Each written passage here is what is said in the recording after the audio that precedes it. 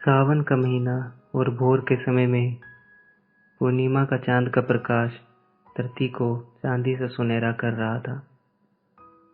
इस भोर में बरसात से भीगी मिट्टी की खुशबू और हल्की ठंडक देने वाली शीतल वायु एक व्यक्ति को आनंदित कर रहा था,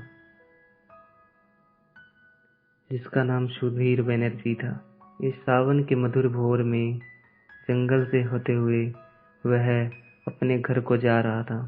आसमान में मेघ का गर्जन और बारिश की बूंदों से भीगे वृक्षों के पत्तों से टपकती बूंदें उसे भिगा रही थी, और वो साइकिल को थामकर उस साइकिल के साथ पैदल चलते हुए बंगाली रविंद्र संगीत का एक मधुर गीत गा रहा था।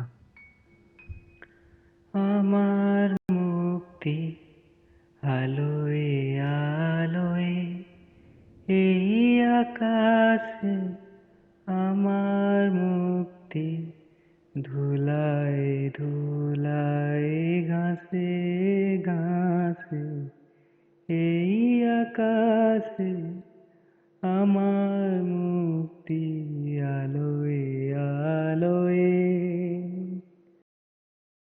लेकिन इस बीच उसे धीमा एक बच्चे की रोने की आवाज सुनाई दी।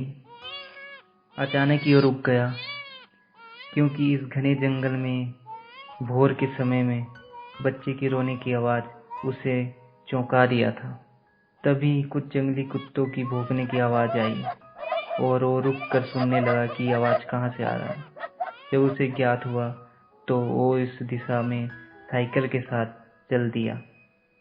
जैसे जैसे वो समीप पहुंच रहा था, साथ साथ में वो आवाज तेज होने लगी।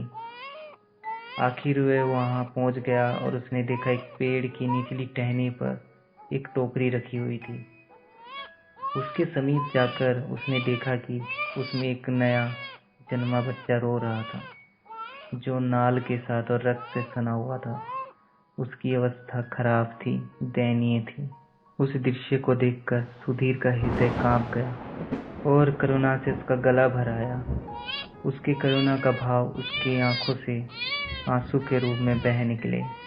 उसने तुरंत ही अपने कंधे से सूती तौलिए से उस बच्चे को लिपटा कर अपने गोद में उठाया और हृदय के समीप रखकर चुप कराने का प्रयास किया। अंत में वो चुप हुआ तो सुधीर के हृदय में राहत आई। कुछ देर गोद में रखकर उसके आकर्षक चेहरे को निहार कर उसने उस बच्चे को टोकरी में वापस रख दिया और उस टोकरी को उठाकर साइकिल के पीछे अच्छे से बांध दिया ताकि टोकरी गिरे ना, और साइकिल को थामकर पैदल धीरे धीरे चलने लगा।